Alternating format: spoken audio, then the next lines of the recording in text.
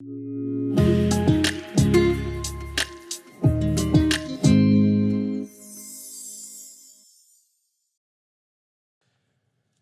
ce matin, on continue notre série Le paradis, vivre à la lumière de l'éternité. Pendant Libération 21, on veut s'exciter à l'espoir éternel qui est devant nous en regardant la beauté du paradis éternel. On a vraiment l'occasion, l'opportunité d'avoir un aperçu de ce à quoi va ressembler l'éternité. On sait que Jésus va régner. Notre frère Éric Lantier, la semaine passée, a parlé de notre glorieux héros. On sait aussi, quand on regarde les Écritures, que l'éternité va être un monde où il n'y aura plus de confusion. On va pleinement et toujours reconnaître le règne de Dieu et on va savoir qui on est.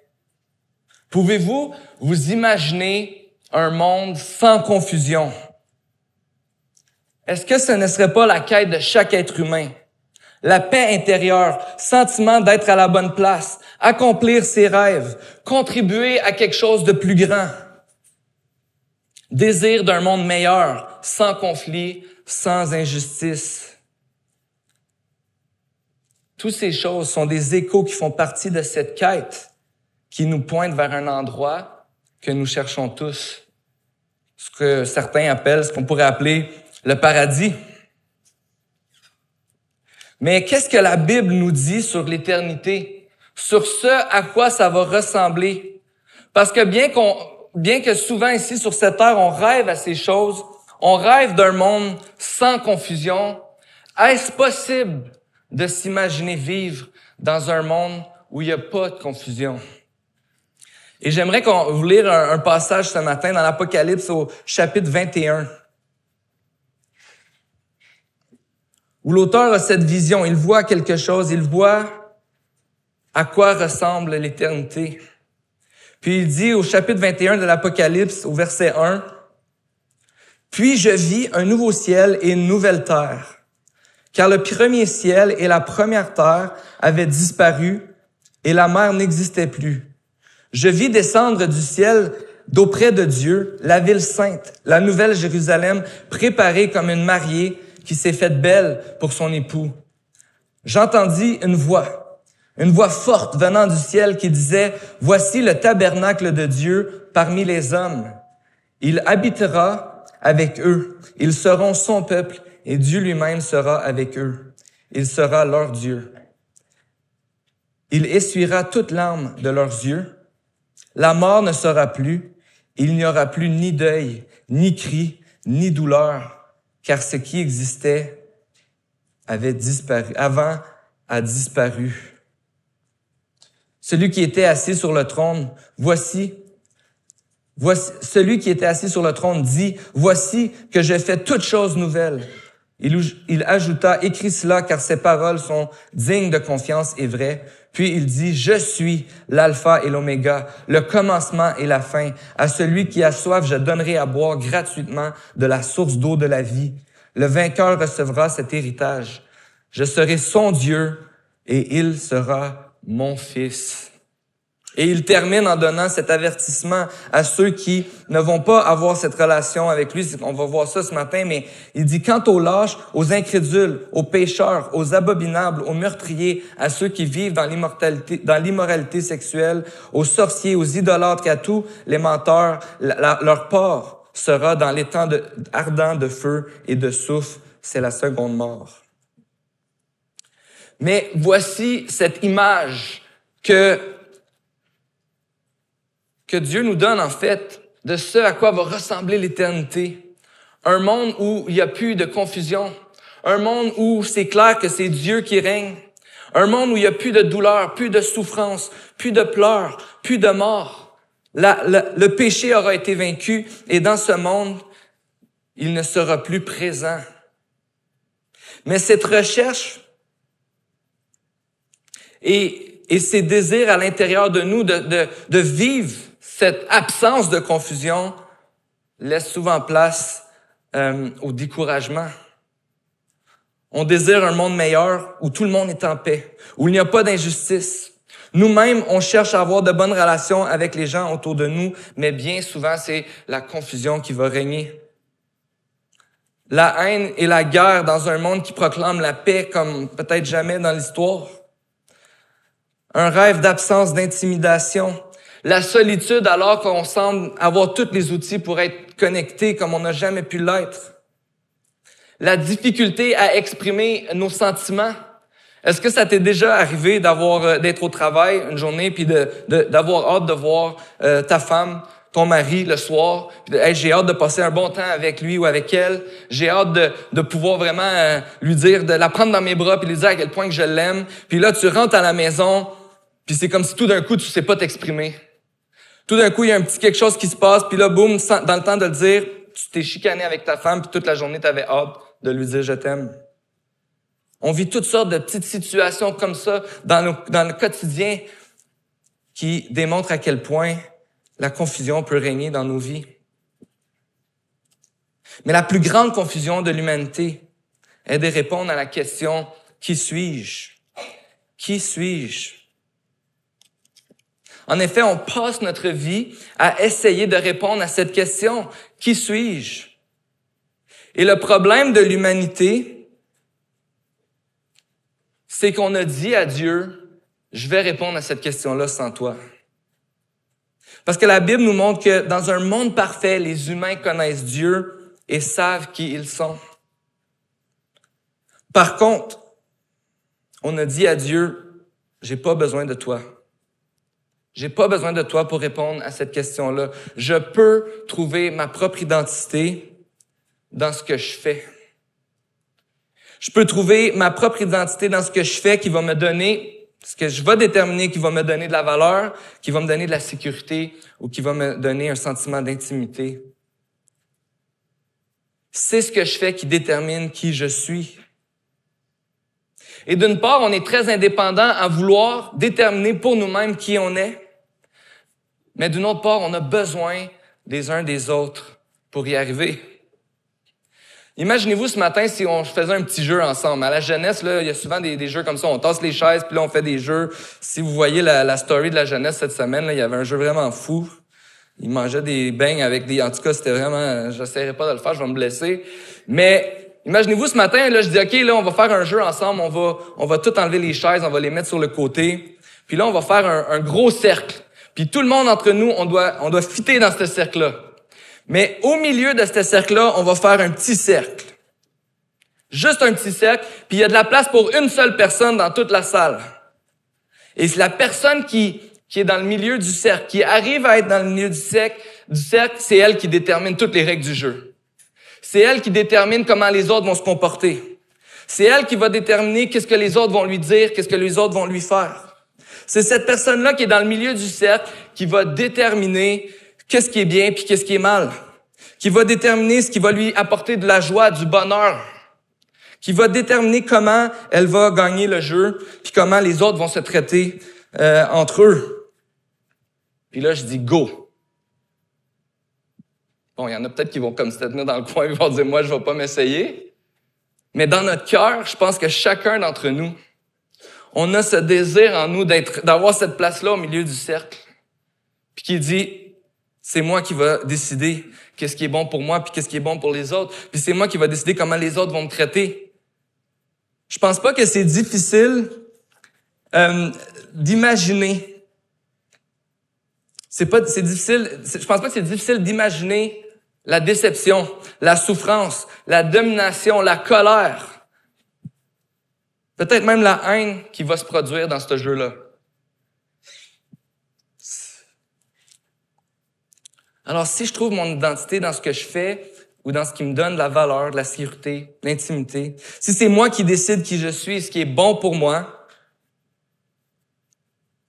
on peut s'imaginer assez facilement pourquoi ça va pas bien dans le monde. Mais on peut aussi voir que c'est assez difficile, même impossible de laisser quelqu'un d'autre décider qui je suis. Ça prend un miracle. Et ça, c'est le message de l'Évangile. C'est le miracle qu'on voit, c'est le miracle qu'on voit accompli dans l'éternité. dans Apocalypse 21. Et ce matin, on va regarder un texte ensemble qui nous montre comment on peut aspirer à ce désir, cette absence de confusion et finalement à cette paix qu'on recherche quand on regarde un endroit comme qui est décrit dans Apocalypse 21. Et je vous invite à tourner dans Éphésiens au chapitre 2.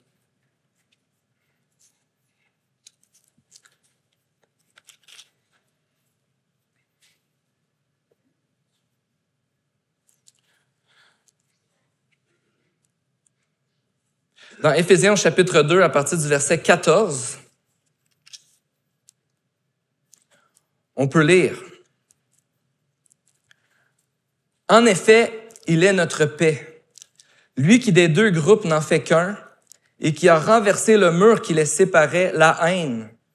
Par sa mort, il a rendu sans effet la loi avec ses commandements et leurs règles afin de créer en lui-même un seul homme nouveau à partir des deux, établissant ainsi la paix. Il a voulu les réconcilier l'un et l'autre avec Dieu en les réunissant dans un seul corps au moyen de la croix, en détruisant par elle la haine. Il est venu annoncer la paix à vous qui étiez loin, à ceux qui étaient près. À travers lui, en effet, nous avons les uns les autres accès au Père, auprès du Père, par le même esprit. Ainsi donc, vous n'êtes plus des étrangers ni des résidents temporaires. Vous êtes au contraire concitoyens des saints, membres de la famille de Dieu. Vous avez été édifiés sur membres de la famille. Pardon, je continue à aller, mais je vais aller jusqu'au verset 19. Donc, vous êtes au contraire concitoyens des saints, membres de la famille de Dieu. Mais le verset 14 commence en disant, en effet, il est notre paix. Et c'est vraiment intéressant, puis dans les groupes cette semaine, on va regarder ensemble notre glorieuse identité, et on va pouvoir regarder ensemble des passages dans Éphésiens 1 et Éphésiens 2 qui parlent de l'identité que nous avons en Jésus quand nous appartenons à Jésus. Mais ce matin, on va rester dans ce texte où on regarde ensemble Jésus qui est notre paix.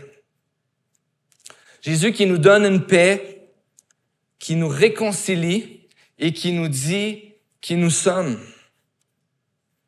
La paix qu'on voit dans ce texte, dans Éphésiens, on voit que la paix est Jésus lui-même.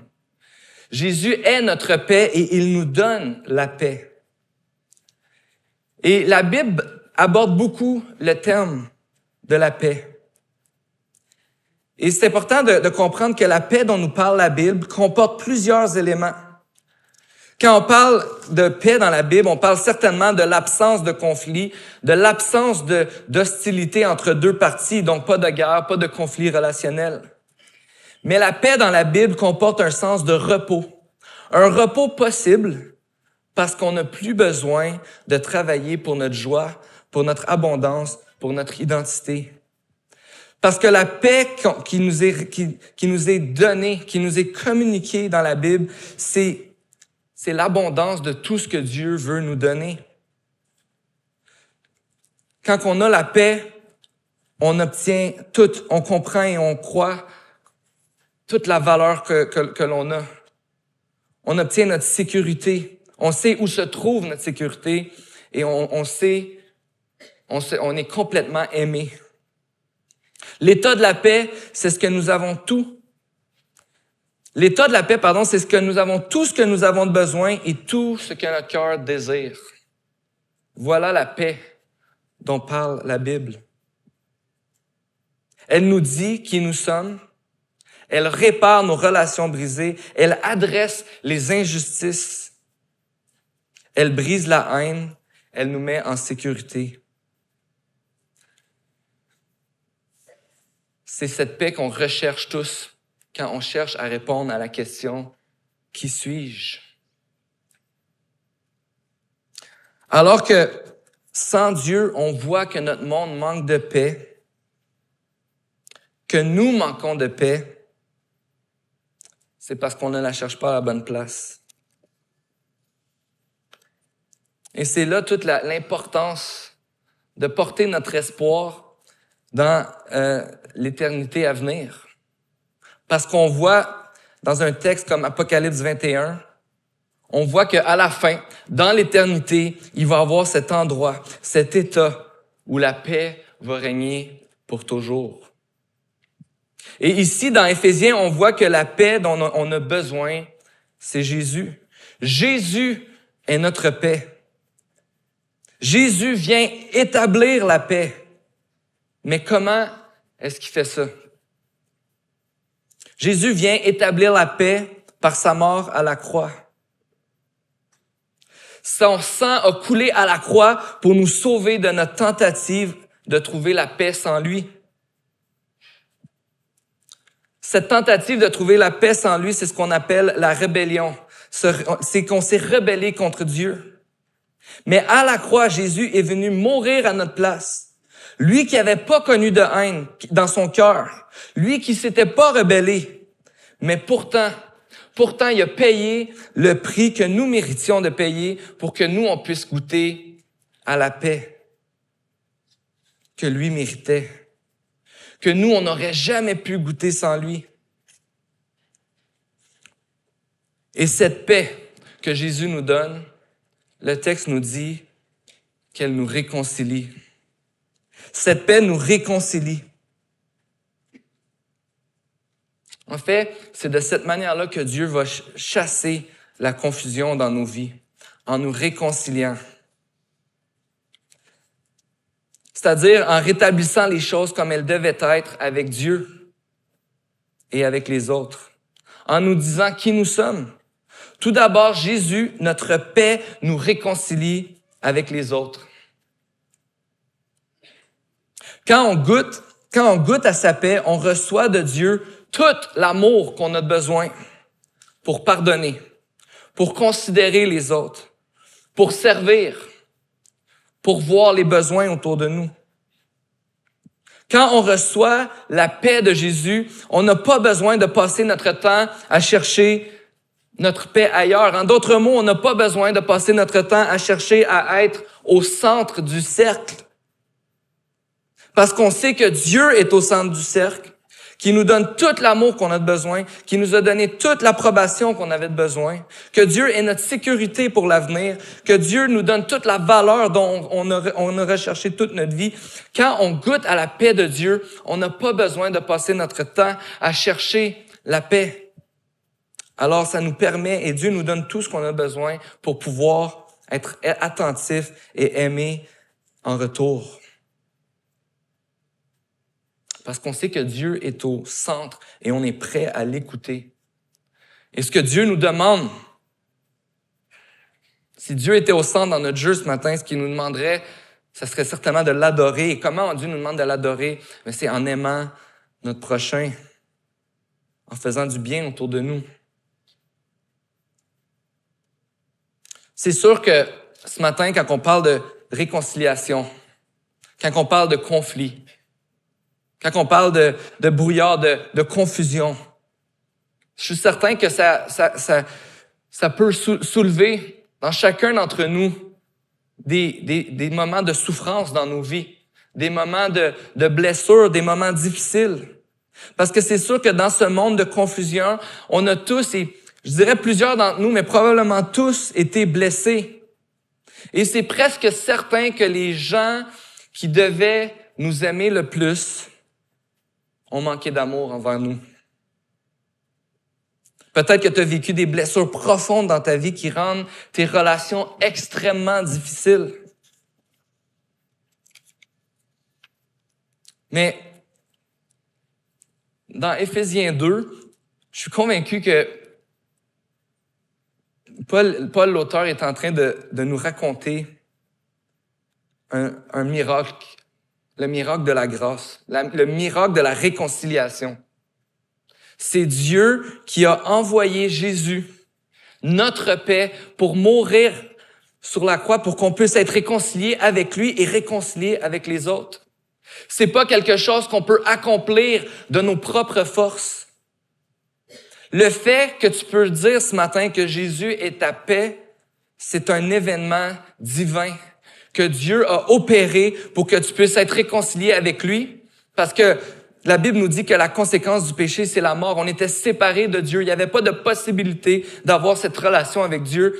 Mais Dieu a envoyé son Fils pour qu'on puisse être réconcilié avec lui. Mais ce miracle que nous puissions être réconciliés avec Dieu, c'est aussi le miracle qu'il veut opérer dans nos vies, qu'on puisse être réconciliés les uns avec les autres. Parce que tout d'abord, Jésus, ta paix, veut te restaurer même au plus profond de tes blessures. Pour que tu puisses être réconcilié avec des personnes que toi-même, tu penserais impossibles aujourd'hui. Dans Éphésiens 2, on voit ce miracle, dans le fond, où Dieu réconcilie deux peuples, les Juifs et les non-Juifs, deux entités qu'on n'aurait pu jamais penser possible de réconcilier. Mais lui-même se fait un peuple pour l'adorer, pour que tous puissent faire partie de sa famille et être réconciliés les uns avec les autres. Et comme on vient de dire, on est réconciliés les uns avec les autres, mais Jésus, notre paix, nous réconcilie aussi avec Dieu. Parce que cette haine qu'on peut avoir, cette hostilité qu'il peut avoir les uns envers les autres, c'est d'abord avec Dieu que nous l'avions. Et il chasse la haine qu'on peut avoir envers lui en envoyant son Fils. Puis les effets de cette réconciliation dans nos vies sont importants. Tout d'abord, comme on a vu la semaine passée, Jésus est notre glorieux héros qui va régner pour toujours. C'est-à-dire que pour l'éternité, celui qui est au centre du cercle, c'est lui. Et tout ce qui sera tous ceux qui vont être présents dans sa présence vont l'adorer, lui obéir pour toute l'éternité. Voici à quoi ressemble la fin de l'histoire. Voici ce qui va se passer. Voici ce que Dieu est en train de faire. Peut-être qu'il y a beaucoup de confusion, beaucoup de brouillard aujourd'hui, d'incompréhension. Mais regarde, on a l'opportunité de voir à quoi ressemble la fin de l'histoire. Et à la fin de l'histoire, on voit que c'est Jésus qui règne pour toujours et tous ceux qui vont être là vont l'adorer pour l'éternité. Mais ce qu'on voit ce matin, c'est que Dieu va établir sa paix pour toujours. Apocalypse 21, plus de peur, plus de souffrance, plus de mort, plus de péché. Être réconcilié avec Dieu, ça veut dire qu'on va en bénéficier pour toujours. Mais être réconcilié avec Dieu, ça veut dire que nous savons qui nous sommes. Ça veut dire qu'on sait qui on est parce que Dieu fait de nous ses enfants. Dieu fait de nous une famille. Dieu nous donne une identité glorieuse qui va durer pour toujours. On est ses enfants et on fait partie de sa famille. Plus besoin de passer notre vie à rechercher qui nous sommes, où mettre notre valeur, où mettre nos espoirs, parce qu'on sait qu'on est enfant du Dieu vivant et qu'on fait partie de la famille de Dieu. Le miracle de l'Évangile, c'est qu'on n'est plus ce qu'on fait, mais on est ce que Dieu a fait de nous à cause de Jésus à la croix. À cause que Dieu a envoyé son Fils Jésus pour que nous puissions être réconciliés avec lui et faire partie de sa famille pour toujours. Faire partie de sa famille, c'est le connaître, c'est l'adorer, c'est lui obéir, puis c'est aussi de pouvoir le faire connaître. C'est aussi d'avoir des frères et sœurs avec qui je peux cheminer et vivre des relations qui vont me permettre de grandir dans mon amour pour Dieu et pour les autres. La famille de Dieu, c'est un environnement dans lequel je peux grandir, dans lequel je peux guérir, dans lequel je peux être accompagné pour adresser des brisures relationnelles ou des blessures que j'ai vécues. Ce matin, peut-être que tu vis même un moment de souffrance, peut-être que tu es pas en paix avec une relation, peut-être que tu sais pas quoi faire avec quelque chose que quelqu'un t'a dit ou quelque chose que quelqu'un t'a fait. Mais la beauté de l'Église, de la famille de Dieu, c'est qu'on n'est pas tout seul pour adresser ces choses dans nos vies. Peut-être que tu es bouleversé ce matin, mais tu n'as pas à le vivre toute seule. Tu n'as pas à adresser cette chose-là toute seule. Il y a des gens autour de nous qui peuvent venir cheminer, marcher avec nous, adresser les difficultés relationnelles qu'on vit, qui peuvent prier avec nous, qui peuvent prier pour nous, qui peuvent pleurer avec nous dans les moments de difficulté et de souffrance. Ça, c'est la beauté, la bénédiction d'être un enfant de Dieu dans la famille de Dieu, d'avoir cette certitude que je suis pas seul et que je peux cheminer avec d'autres. Maintenant, c'est vraiment une grâce de pouvoir avoir un aperçu de l'éternité. Parce que tu pourrais écouter tout ça ce matin puis me dire, Dominique, je suis réconcilié avec Jésus, j'ai une relation avec lui, mais ça m'arrive d'avoir des moments de découragement, des moments de vide, des moments d'incompréhension, de vivre de la confusion dans ma vie. Tu me dis que l'Église, c'est un endroit où est-ce que je peux cheminer avec les autres, mais j'ai été blessé par une situation dans l'Église la semaine passée. Tu me dis que la paix de Dieu me donne tout ce dont j'ai besoin, mais je ressens encore un certain vide à l'occasion et je vis encore des chicanes. Tout ça est vrai et tout ça est encore vrai dans nos vies. Et de dire que Jésus, notre paix, nous réconcilie avec les autres, qu'il fait de nous ses enfants dans sa famille et que c'est une très grande bénédiction que Dieu nous donne. De dire qu'on est réconcilié avec Dieu et qu'on obtient la paix, c'est aussi vrai, une réalité qui est vraie dans nos vies. Et c'est aussi une réalité qui est vraie dans nos vies d'avoir des moments de difficulté et encore une fois d'avoir des conflits. Mais c'est pour cette raison qu'on veut méditer sur l'éternité pendant Libération 21. On veut voir comment seront les choses à la fin, où est-ce que Dieu s'en va, qu'est-ce qu'il est en train de faire. Parce qu'on veut s'accrocher, premièrement, on veut s'accrocher à cette espérance qu'un jour, toutes choses vont être faites comme Dieu le dit. Qu'un jour, il n'y en aura plus de souffrance, il n'y en aura plus de confusion, il n'y en aura plus de difficultés relationnelles. Si on croit que Dieu est en train de faire ça, on croit que c'est le chemin que Dieu est en train de prendre et c'est ce que Dieu est en train de faire avec nous. Mais on sait aussi que c'est pas sur cette vie terrestre que tout ça va être accompli.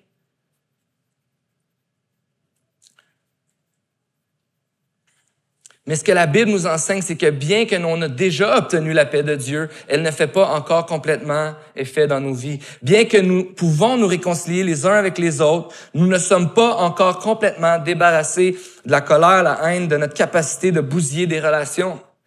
Bien que nous soyons déjà réconciliés avec Dieu, on n'est pas encore complètement débarrassés de notre désir de choisir sans Dieu qui nous sommes. Donc, notre vie sur terre est certainement une vie où on a besoin de combattre pour obéir à Dieu, pour faire le bien que Dieu nous demande. Mais ce que Dieu te donne aujourd'hui, c'est une nouvelle identité qui te rappelle jour après jour qui tu es. Dieu te rappelle jour après jour qui tu es et comment tu dois agir à la lumière de cette nouvelle identité-là. Dieu te rappelle jour après jour ce qu'il a fait dans ta vie, pour que tu puisses être appelé enfant de Dieu et que tu puisses grandir dans ton amour pour lui et pour les autres. Mais en plus, Dieu nous montre qu'à la fin, il va exister ce monde où il n'y en aura plus de confusion, puis on n'aura plus de ces difficultés-là dans nos vies à combattre pour avoir des bonnes relations ou à avoir une bonne relation avec Dieu et avec les autres. Dieu nous donne sa puissance pour que nous puissions combattre et poursuivre sa paix. Et ce matin, j'aimerais ça vous lire une prière.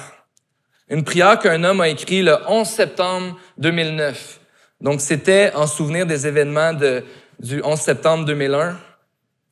C'est communément appelé le 9/11. Mais j'aimerais vous lire cette prière que cet homme a écrite en souvenir de ces événements. Père bienveillant, c'est le jour de notre calendrier qui a maintenant sa propre marque sombre, 9/11. Il y a eu de nombreux jours dans l'histoire de l'humanité qui se sont imposés comme des rappels séminaux de la façon dont le shalom, la paix, le bien, le vrai et le beau de la création originale ont été violés et brisés. Mais dans ma vie, rien n'a été plus graphique et flagrant que le 11 septembre 2001.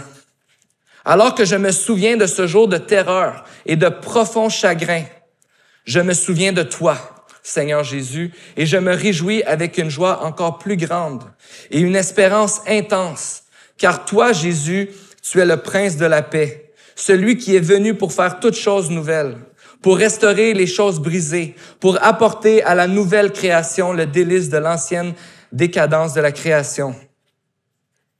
Tu es l'artisan de paix par excellence, dont la vie et la mort ont été une semence de paix pour assurer une récolte éternelle de justice, le bon alignement de toutes choses, la réorganisation de la façon dont toutes choses sont censées être et seront à cause de qui tu es, Jésus, et de ce que tu as déjà accompli et de ce que tu es en train de faire un jour.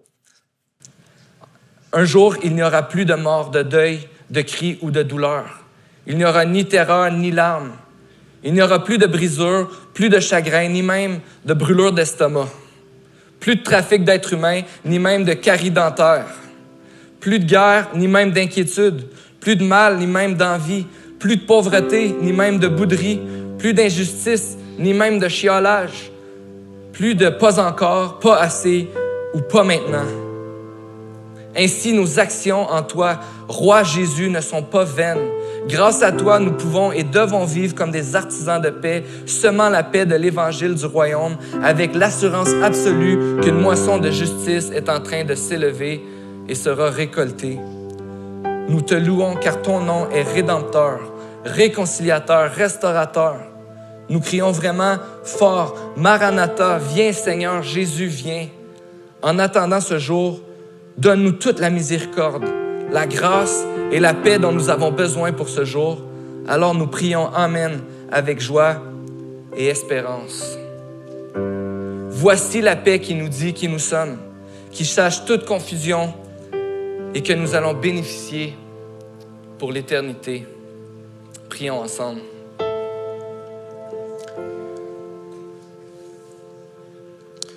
Seigneur Jésus, on est devant toi ce matin, on veut te rendre toute gloire parce que tu es notre paix. Tu es celui qui règne au centre de nos vies. Et on te prie, Seigneur Jésus, que tu puisses nous rappeler jour après jour à quel point on a été aimé, à quel point on est important pour toi. Que tu puisses nous rappeler, Seigneur, jour après jour, à quel point notre avenir est entre tes mains. Toi, le Roi Jésus qui règne sur toutes choses et qui nous rappelle qui nous sommes en toi. Apprends-nous, Jésus, à vivre à la lumière de l'éternité. Non pas comme des orphelins ou des personnes qui se cherchent et qui ne savent pas qui ils sont, mais comme des enfants adoptés de Dieu, qui faisons partie de la famille de Dieu. Merci, Seigneur, parce que tu nous donnes déjà un aperçu de ce à quoi va ressembler l'éternité. Et tu nous montres comment on peut chercher à vivre aujourd'hui. Merci pour ton amour. Merci pour ta grâce. Merci pour ta paix. C'est dans ton nom que je te prie, Jésus. Amen.